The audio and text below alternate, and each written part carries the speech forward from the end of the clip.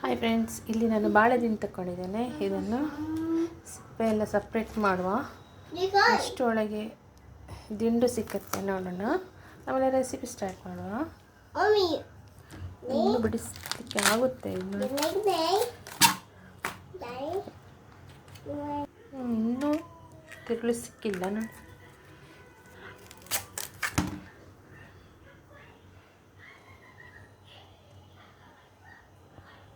ಇವಾಗ ತಿರುಳು ಸಿಕ್ಕಿದೆ. ಸೊ ಇದನ್ನು ಕಟ್ ಮಾಡಿಕೊಂಡು ನೀರಿಗೆ ಹಾಕುವ. ಇನ್ನು ಇದನ್ನು ಇನ್ನೂ ಸ್ಮಾಲಾಗಿ ಕಟ್ ಮಾಡಿ ನೀರಿಗೆ ಹಾಕ್ಕೊಳ್ಬೇಕು. ನಾರೆಲ್ಲ ಬಿಡಬೇಕು ಅದರದ್ದು. ಕಟ್ಟಿಂಗ್ ಆಗಿದೆ. ಇವಾಗ ಇದನ್ನು ಔಟರಿಗೆ ಹಾಕ್ಕೊಳ್ಳುವ.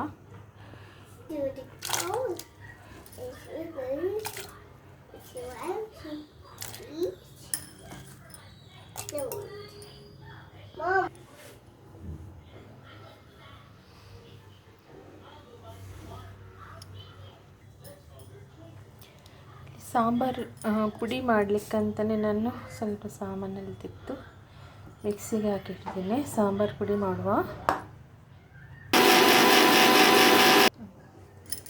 ಸಾಂಬಾರ ಪುಡಿ ಆಯಿತು. ಈಗ ಇಲ್ಲಿ ಸ್ವಲ್ಪ ಗಾರ್ಲಿಕ್ ಬಿಸಿ ಮಾಡುವ.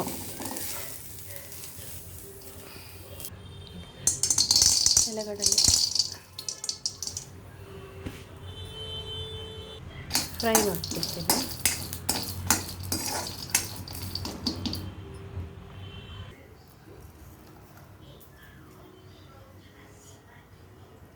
ಮತ್ತು ಜಾರಿಗೆ ಇದನ್ನು ಹಾಕೊಳ್ಳುವ.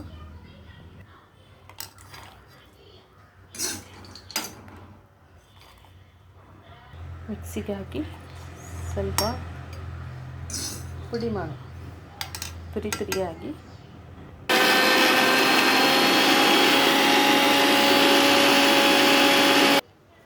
ನೆಲಗಡಲೆ ಮತ್ತು ಗಾರ್ಲಿಕ್.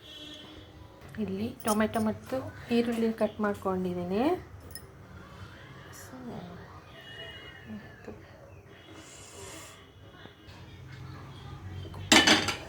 ರೆಸಿಪಿ ಸ್ಟಾರ್ಟ್ ಮಾಡುವ.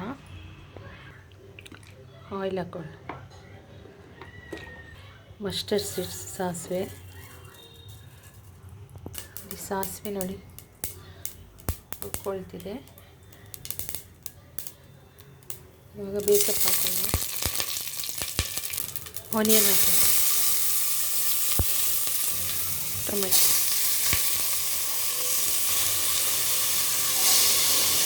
ಸ್ಟೆಮ್ ಹಾಕೊಳ್ಳುವ. ಬಾಳೆದಿಂಡಿನ ಸ್ಟೆಮ್. ವಾಟರ್ ಹಾಕ್ಕೊಳ್ತಿದ್ದೀನಿ.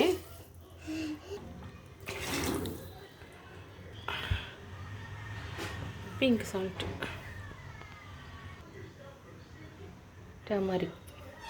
ಇಲ್ಲಿ ಇವಾಗ ಒಂದು ವಿಸಿಲ್ ತಗೊಳ್ಳುವ.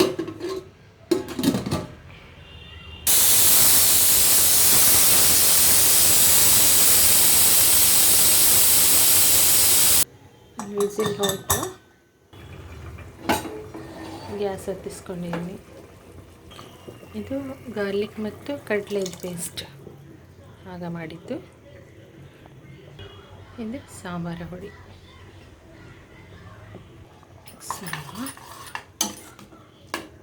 ಬಾಳೆ ದಿಂಡಿನ ಪಲ್ಯ ರೆಡಿಯಾಗಿದೆ.